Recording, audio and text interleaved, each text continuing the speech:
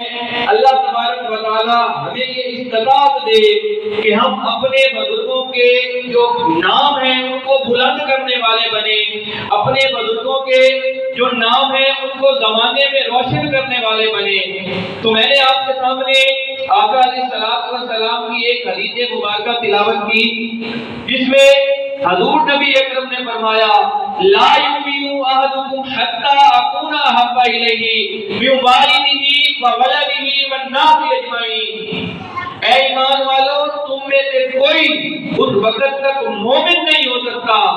جب تک کہ میں محمد رسول اللہ صلی اللہ علیہ وآلہ وسلم تمہیں تمہاری ماں سے، تمہاری جان سے، تمہارے ماں باپ سے، تمہاری اولادوں سے زیادہ تمہیں قریب تک نہ ہو جاؤں۔ تو ہم زندگی میں